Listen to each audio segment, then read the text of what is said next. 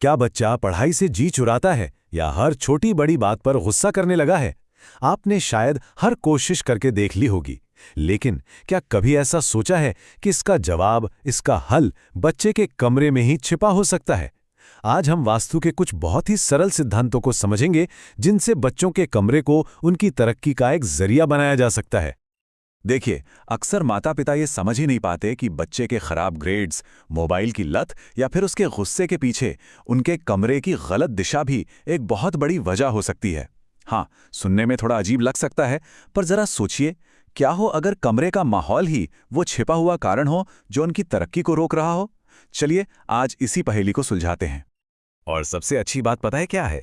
इसके लिए कोई बहुत बड़ा बदलाव करने की जरूरत बिल्कुल नहीं है। हम सिर्फ 7, जी हाँ, सिर्फ 7 आसान वास्तु टिप्स पर ध्यान देंगे, जिन्हें अपनाते ही आपको तुरंत अच्छे नतीजे दिखना शुरू हो सकते हैं। यकीन मानिए, ये छोटे छोटे कदम एक बहुत बड़ा बदलाव ला सकते हैं। तो आज हम इन 5 हिस्सों में बात करेंगे। सबसे पहले हम जानेंगे वो छिपा हुआ कारण क्या है। फिर बच्चे के लिए एक फोकस कॉर्नर और ग्रोथ स्पेस कैसे बनाएं, ये देखेंगे। इसके बाद कमरे की एनर्जी को समझेंगे और आखिर में मैं आपको बताऊंगा 3 ऐसे उपाय जो आज ही अभी से आजमाए जा सकते हैं। तो शुरू करते हैं पहले खंड से, वो छिपा हुआ कारण। देखिए, बच्चों की जो ऊर्जा होती है ना, वो एक छोटे पौधे की तरह बहुत नाजुक होती है। अगर उनका कमरा गलत दिशा में हो या सामान सही जगह पे ना रखा हो तो उनकी एनर्जी बिखरने लगती है। नतीजा, उनका मन भटकता है और आत्मविश्वास में भी कमी आ सकती है। तो चलिए अपने दूसरे सेक्शन की तरफ बढ़ते हैं, द फोकस कॉर्नर। यहाँ हम बात करेंगे कमरे की सही दिशा की, जो बच्चे की एकाग्रता यानी कंसंट्रेशन और सोच में स्पष्टता लाने के लिए सबसे ज्यादा जरूरी है। और ये शायद सबसे महत्वपूर्ण वास्तु नियमों में से एक है। देखिए, हर दिशा का बच्चे पर एक अलग असर होता है। जैसे पश्चिम दिशा स्थिरता और एकाग्रता लाती है, उत्तर दिशा दिमाग को तेज करती है, और उत्तर पूर्व दिशा, जिसे ईशान कोण भी कहते हैं, वो क्रिएटिविटी को बढ़ाती है। लेकिन हाँ, एक दिशा है जिससे बचना चाहिए, वो है दक्षिण पश्चिम। ये दिशा बच्चे को जिद्दी बना सकती है और उसकी पढ़ाई में रुकावटें भी ला सकती है। लेकिन अब सवाल ये उठता है कि अगर कमरा पहले से ही दक्षिण पश्चिम में है तो क्या करें? तो घबराने की कोई जरूरत नहीं है। इसका एक बहुत ही आसान सा उपाय है। बस बच्चे की स्टडी टेबल को उत्तर या पूर्व की दीवार के सहारे रख दीजिए। ये छोटा सा बदलाव उस दिशा की नेगेटिव एनर्जी को काफी हद तक बैलेंस कर सकता है। अब आते हैं हमारे तीसरे सेक्शन पर, ग्रोथ स्पेस। कमरे के अंदर 2 जगहें सबसे ज्यादा जरूरी हैं, एक स्टडी टेबल और दूसरा बेड, क्योंकि बच्चा अपना ज्यादातर समय या तो सीखने में या फिर आराम करने में बिताता है। चलिए देखते हैं कि इन दोनों को सफलता के लिए कैसे तैयार किया जाए। इससे पहले कि हम विस्तार में जाएं, एक सवाल, पढ़ाई के लिए सबसे जरूरी नियम क्या हो सकता है? एक ऐसा नियम जो बच्चे की सीखने की क्षमता का लगभग 70% हिस्सा तय कर सकता है। कोई अंदाजा? और वो सुनहरा नियम है, पढ़ाई करते समय हमेशा हमेशा पूर्व या उत्तर दिशा की ओर ही मुंह करना चाहिए। अब ऐसा क्यों? क्योंकि पूर्व दिशा को ज्ञान और याददाश्त बढ़ाने वाली माना जाता है, जबकि उत्तर दिशा करियर और विकास के नए अवसरों से जुड़ी है। तो ये नियम गांठ बांध लीजिए।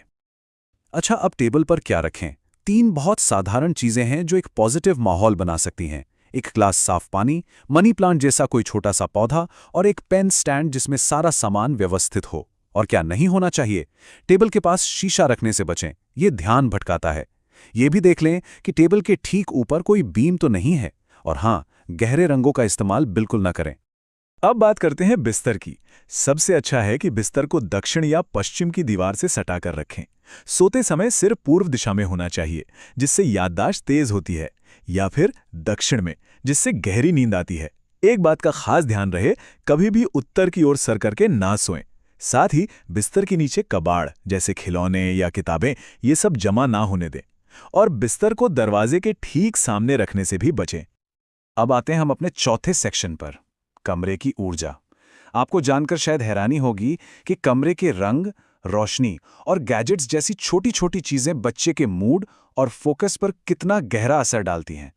चलिए इन्हें मैनेज करना सीखते हैं। रंगों का हमारे मनोविज्ञान पर, हमारी साइकोलॉजी पर बहुत गहरा असर होता है। हल्के पीले रंग से शुरू करते हैं। ये खुशी और स्मार्टनेस को बढ़ावा देता है, जिससे सीखने का एक बहुत ही पॉजिटिव माहौल बनता है। इसी तरह आसमानी नीला रंग ये शांति और फोकस बढ़ाता है। ये उन बच्चों के लिए बहुत अच्छा है जिनका मन अक्सर भटकता रहता है। ये एक शांत और सुखद एहसास देता है। और फिर है हरा रंग, जो सीधा सीधा प्रकृति से जुड़ा है। ये क्रिएटिविटी और मन की शांति को बढ़ावा देता है, जिससे एक पोषण से भरा शांत माहौल बनता है जो कल्पना को नई उड़ान देता है।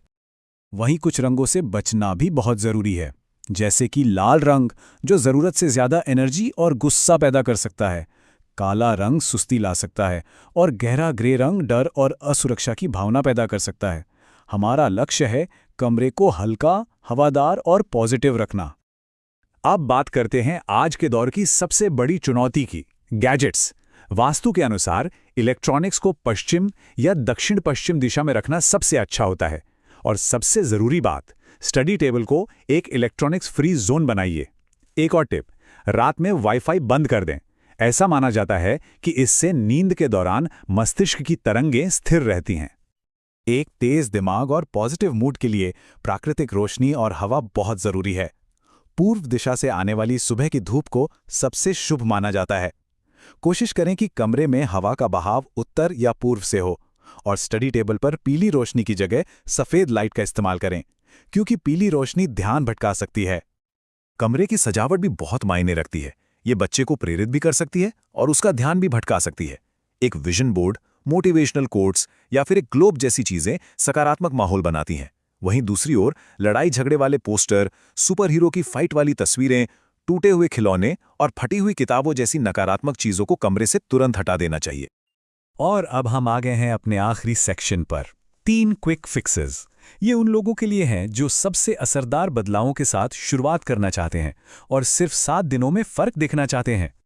तो अगर आज ही शुरुआत करनी है तो इन 3 सबसे आसान कदमों से कीजिए। पहला, ये पक्का करें कि बच्चा पढ़ते समय पूर्व या उत्तर की ओर ही मुंह करे। दूसरा, कमरे से फालतू सामान, खासकर पुराने टूटे फूटे खिलौने, तुरंत हटा दें। और तीसरा, बिस्तर के पास की दीवारों पर हल्के और शांत रंगों का ही इस्तेमाल करें। ये 3 बदलाव आपको 1 हफ्ते के अंदर ही फर्क महसूस करा सकते हैं। याद रखिए, बच्चे का कमरा सिर्फ सोने और पढ़ने की जगह नहीं है। ये उनके भविष्य की नींव रखने में मदद कर सकता है।